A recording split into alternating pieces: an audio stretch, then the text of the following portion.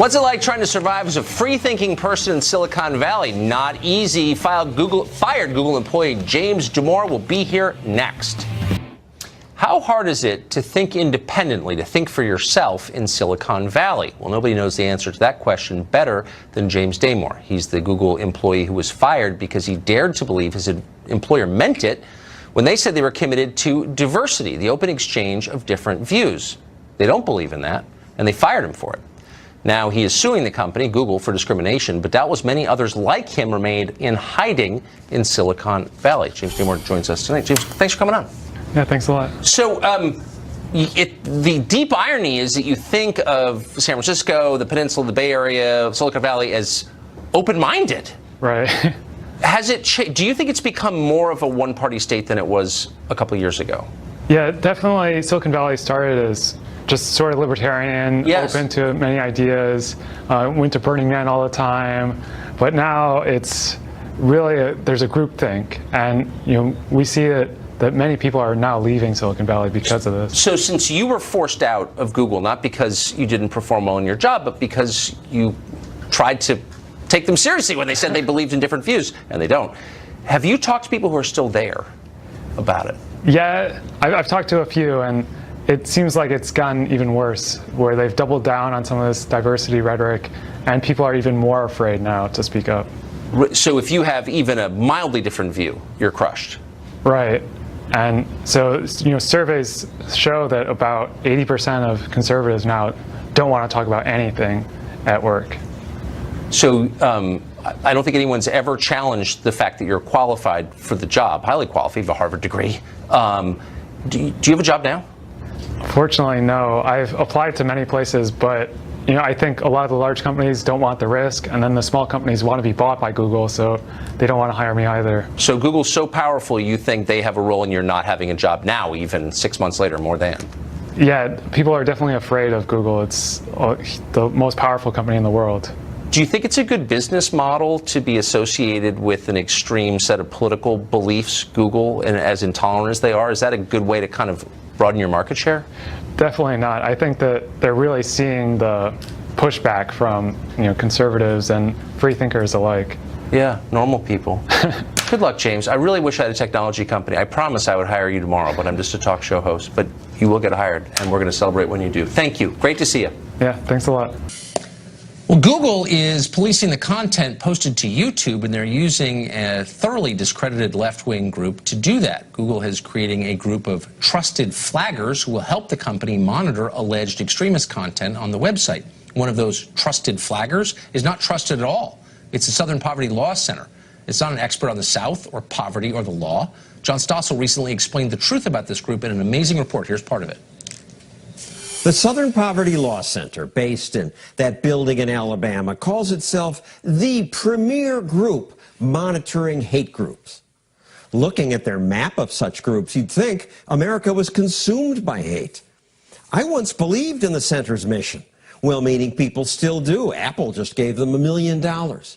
But what donors don't know is that today the center smears people who don't deserve to be smeared. The Southern Poverty Law Center now lists people like Ben Carson, Laura Ingraham, and Jeannie Pirro as extremists. But it doesn't list Antifa, the hate group that beats up people on the right. The center's become a hate group itself. It's now a left-wing, money-grabbing slander machine. It's a hate group. It is a hate group, too. Let's just be honest about that. Eric Schiffer is a tech entrepreneur, and he joins us tonight. So, Eric, you follow this stuff closely. How did the Southern Poverty Law Center, which is wholly discredited and wholly political, wind up policing content on the most powerful company in the world? How'd that happen? It's hard to understand. I think what was going on, Tucker, is that YouTube, in essence, was trying to be inclusive in their mind and really trying to have an optical perspective that they were being and doing everything they could, because they were taking a lot of heat from people saying they weren't doing enough to stop ISIS and extremist groups. Right. So that's what led to this. But it's just too far. I mean, I can't imagine how they can have this group. And really, in my opinion, more should be done, and a lot more. So, I mean, for people watching at home who think that Southern Poverty Law Center sounds like a legitimate group, give us an example of the people or movements or websites they have deemed out, beyond the pale, haters, extremists. Who have they called that?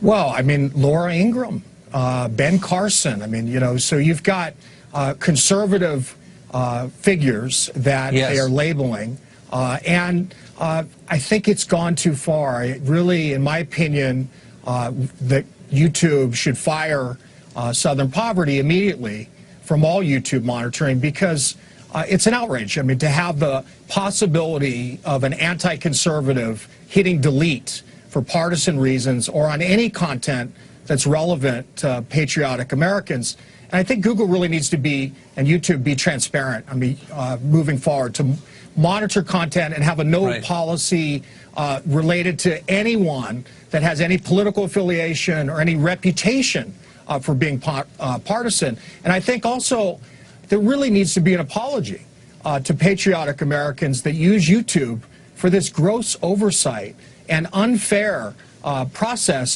that's really done not with any kind of disclosure in the choice of using Southern Poverty for the monitoring of content. It just doesn't make sense. And frankly, it opens up a bunch of things. I mean, when they're doing this to conservatives, what else are they doing it to? Well, that's a great question. We don't know because, of course, it's totally opaque. And by the way, whatever happened to saying what you think is true, even if people don't like it? But I guess that's passé. Eric, thank you. It's great to see you tonight. Thank you, Tucker.